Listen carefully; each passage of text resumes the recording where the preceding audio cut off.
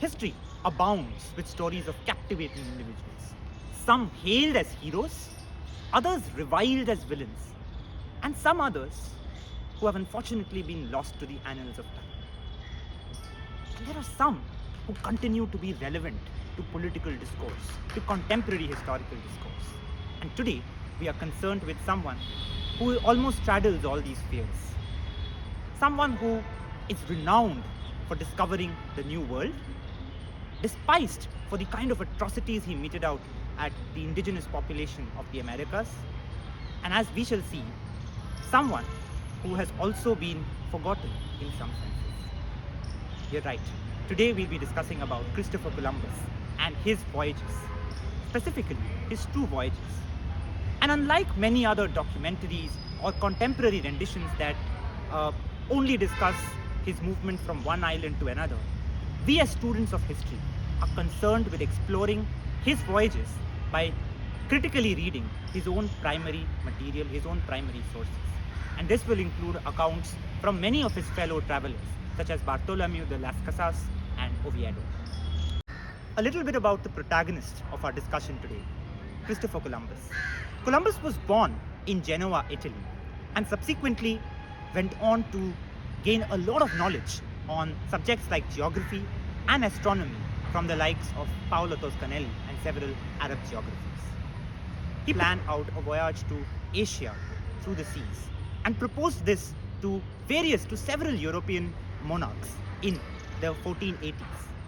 Eventually, he received permission only in 1492 from Ferdinand of Aragon and Isabella of Castile. And on the 3rd of August 1492, he began his very momentous voyage from a port in southern Spain known as Palos. And what happened after that, as we all say, is etched in the annals of history. What were the underlying motives behind Columbus's voyage?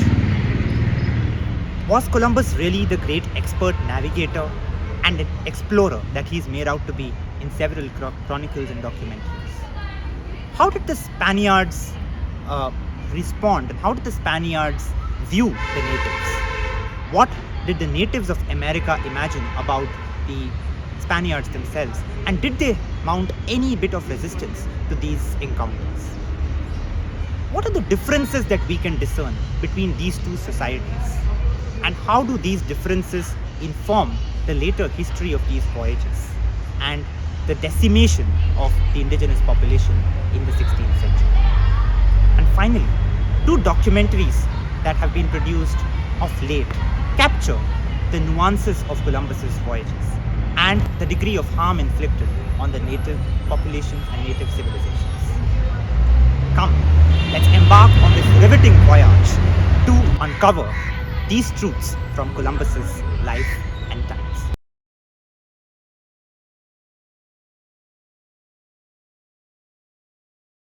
In the first voyage, Columbus departs from mainland of Spain and lands at the island of San Salvador or Guanahani. He intends to befriend the natives to cast a favorable impression on them, so that they give a good account of the Spaniards to other fellow natives.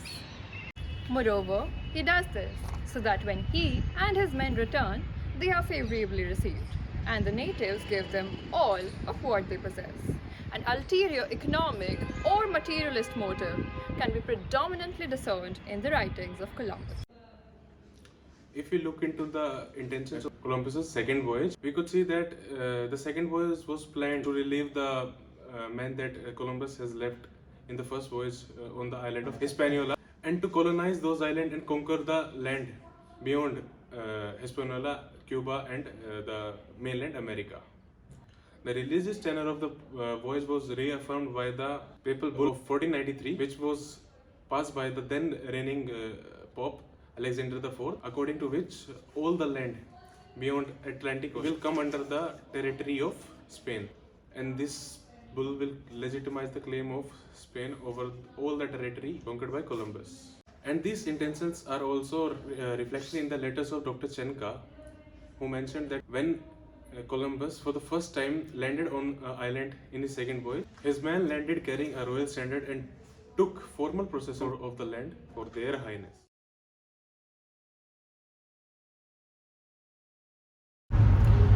early interpretations of Columbus's anxiety, often aligned with celebratory narratives of exploration and conquest. Historians such as Samuel Eliot Morison portrayed Columbus as a visionary explorer who was undeterred by any setback.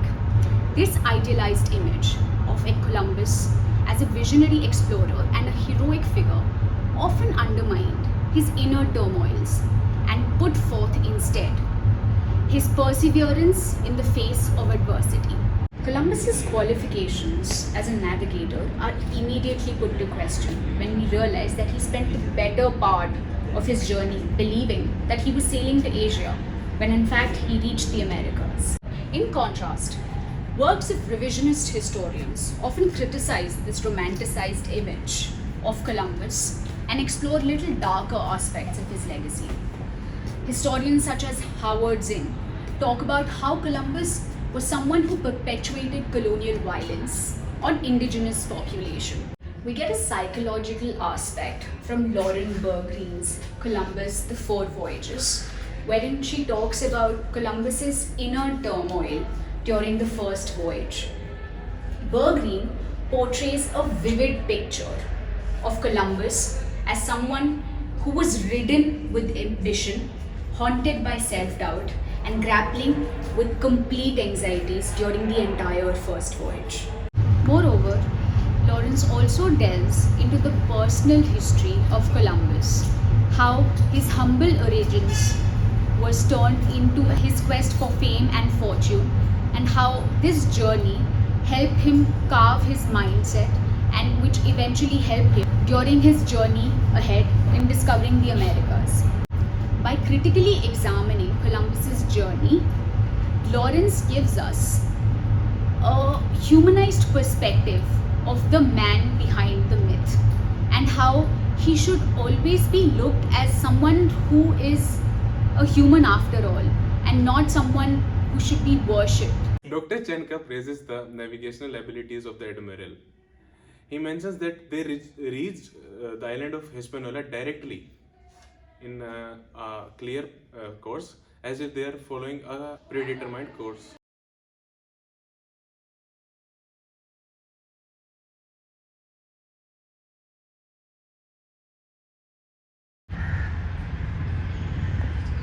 The perception of Columbus towards the natives was colored by Eurocentrism and conceit.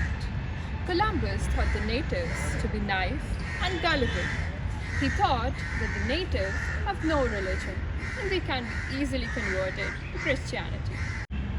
High-headedness, conceit, a sense of superiority, and entitlement can be clearly discerned in the voyages of Columbus. Columbus thinks that the natives conceive of him and his men as having descended from the skies. He thinks that this is the reason why the natives have been welcoming them warmly, offering them a great deal of foods and drinks. A degree of dehumanization of the natives can be clearly discerned in the voyages of Columbus. He takes 7 of the men aboard from the island of San Salvador or Guana. Moreover, a degree of conceit is visible when he says that should your highnesses command it, all the inhabitants could be taken away to Castile or held as slaves on the island. For with 50 men we could subjugate them all and make them do whatever we wish. Columbus is castigated by the Christian friar Bartolome de las Casas. Las Casas considers Columbus's intentions to be an infringement of the divine and natural law. Moreover, he thinks that his intentions are very far from the purpose of God. In his first voyage, Columbus has settled a settlement called La Navidad on the island of Hispaniola and left some people there under the supervision of a local king named Guacamari. Columbus was extremely unsettled by the destruction of La Navidad when he returned on the second voyage and came to know that all the Christians on the La Navidad were killed and their settlement was burned. Spaniards with Columbus suspected that that King Gokamari was himself involved in the betrayal of the Christians. On his second voyage, Columbus for the first time encountered the Caribs on the islands, who were fierce and cannibalistic. But in his letters, Chenka mentioned that these Caribs were more civilized than the other inhabitants of the New World, which they have met, because they have more evidences of the presence of industries like cotton spun clothes. And he also mentioned that the cotton spun clothes of these Caribs were of the equivalent quality to the Europeans.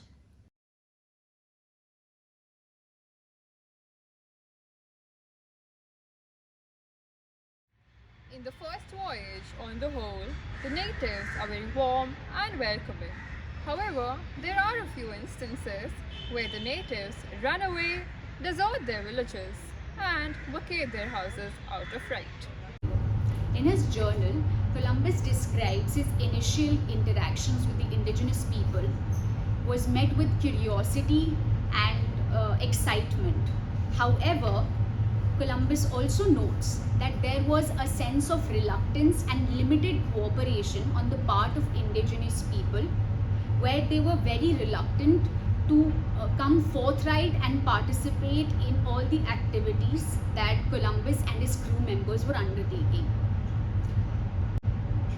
As Columbus and his crew ventured further into the Caribbean, the violence and bloodshed escalated. Columbus recounts an incident where his men clashed with the indigenous inhabitants of the island of Hispaniola.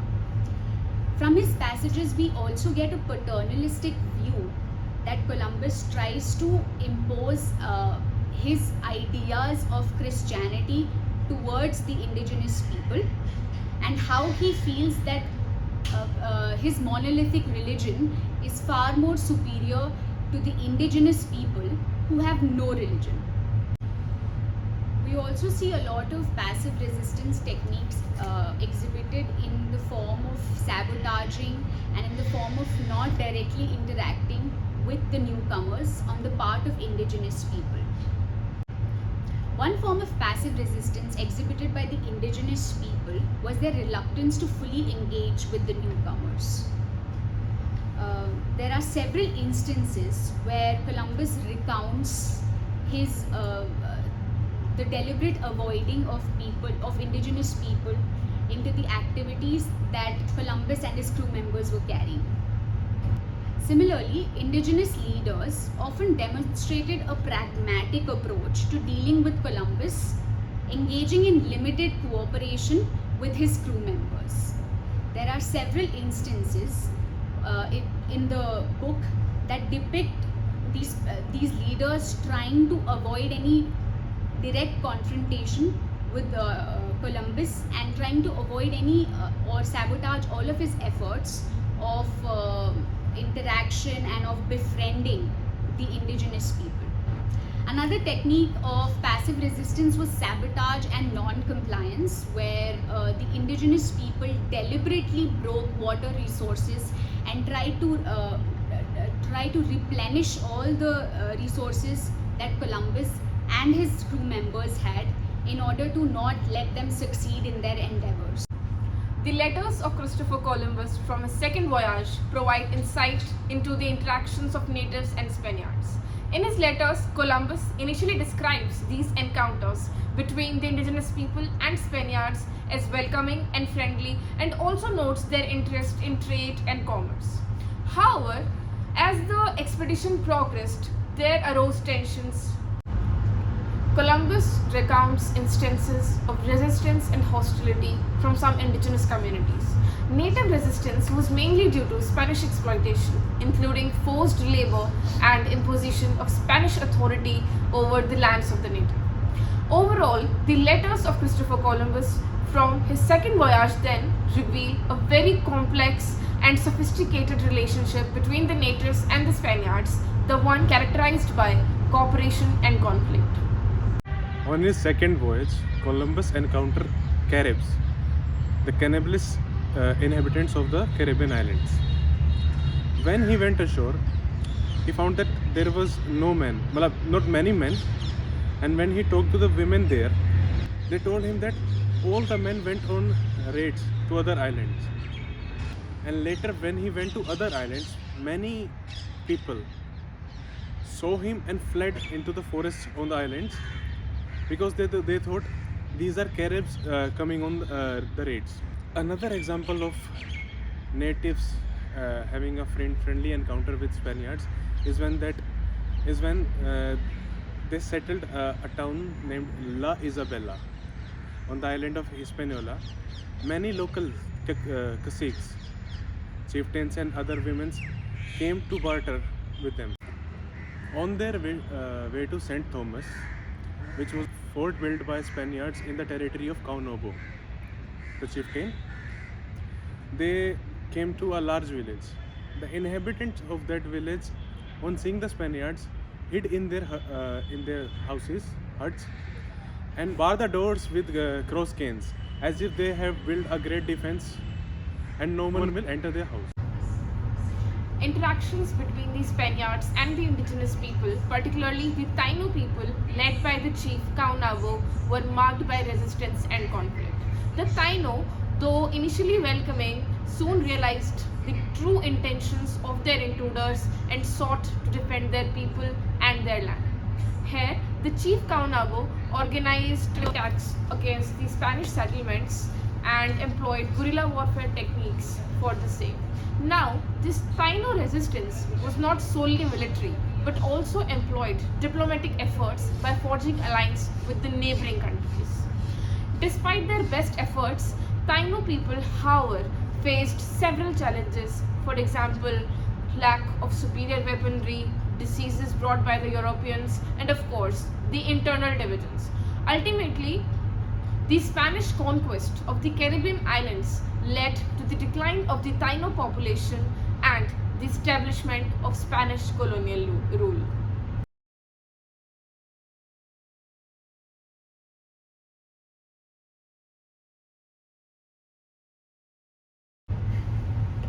Visible differences between the two societies, that is the indigenous society and the Spaniards, can be seen throughout Columbus's text. One of the salient features evident in Columbus's account is the hierarchical structure of the Spanish society, which is completely juxtaposed to the egalitarian structure of the indigenous people. Accounts of Columbus describes the indigenous people of Caribbean island as living in communal harmony and egalitarianism. This stands completely opposite to how the Spanish viewed themselves as a society that was ridden with social hierarchies and structures. Another key features that we see, as has already been discussed, was the diverse cultural practices and traditions in the indigenous society as opposed to the monolithic and homogeneous cultural practices of the Spanish society. The last significant difference that we see between both the societies is how they viewed environment. For the indigenous people, environment was a source of great reverence. However, for Spanish colonizers, it was just a means to gain gold and riches for their sponsors. This disparity reflects differing conceptions of land ownership and sustainability, highlighting the environmental consequences of colonization. Another difference that Spaniards noticed visually in their society and the society of natives is that Indians view gold differently. Their perception of gold is very different from the Europeans. They hammer their gold in thin sheets and use it to make their masks and ornaments. They don't consider the gold as precious as Europeans does. That's why their ornaments are most of the time are very thin. Another difference that Spaniard noticed that most of the native people go naked as their mother bore them. Only women cover their private parts with clothes made of cotton and grass, which they wear around their hips. Another difference that Spaniard noticed is that Indians has a practice of holding possession in common. If something is taken from them, they don't show resentment. Religious beliefs and customs of the natives of Hispaniola were really intriguing. Each king in Hispaniola maintained a distinct residence separate from the village. Now, this distinct residence was basically a distinct house dedicated solely for housing intricately carved wooden relief sculptures known as zemis. These zemis were basically ancestral gods or ancestral deities. Within this dwelling, usually there would be an intricately adorned wooden table on which some powder was placed. This powder was then smeared on the heads of these ancestral deities known as zemis. The inhabitants would then sniff the same powder on the table through their nostrils, and this induced intoxication. Now, each of these deities was attributed with a specific name and was believed to embody the spirits of the ancestors. The quantity or the number of these zemis or wooden sculptures varied from one dwelling to another. Interestingly, not every zemi was held in high regard, with some receiving more devotion and more veneration than others. Each king and his community took pride, immense pride in possessing superior zemis which were better than their neighboring tribes.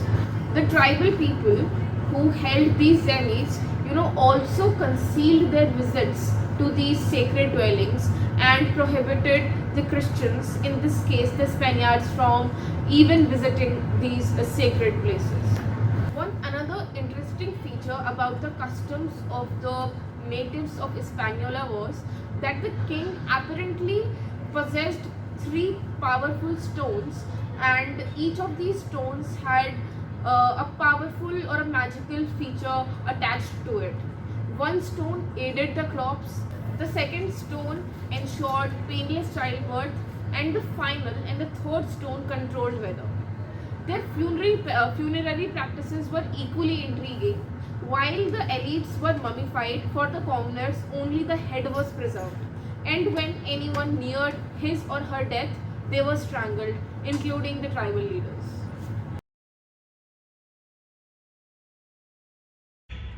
So as we try and wrap up this presentation of ours, let's try and ask ourselves this question. Was Columbus really the great conqueror and a single-minded explorer that he's made out to be in several chronicles and hagiographies? Not really.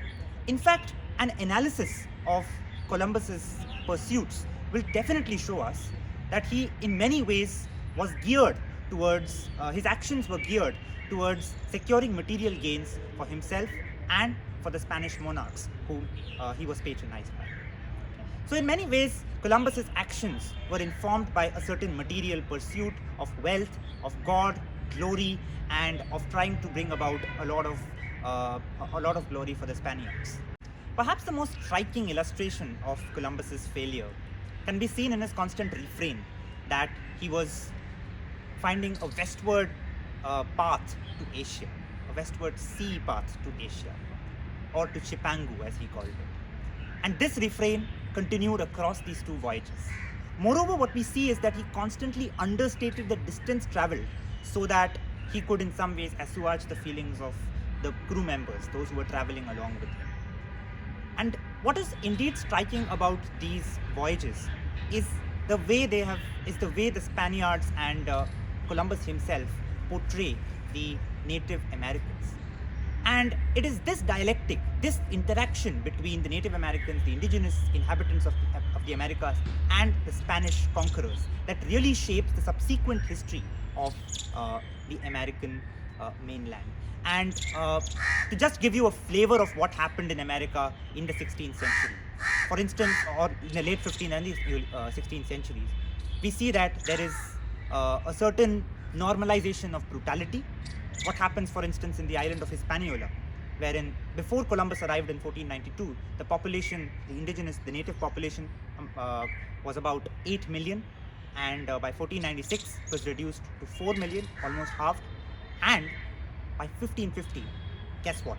The population had reduced to just about 50,000, bordering on extinction. So this was the impact, the devastating impact of Columbus's voyages.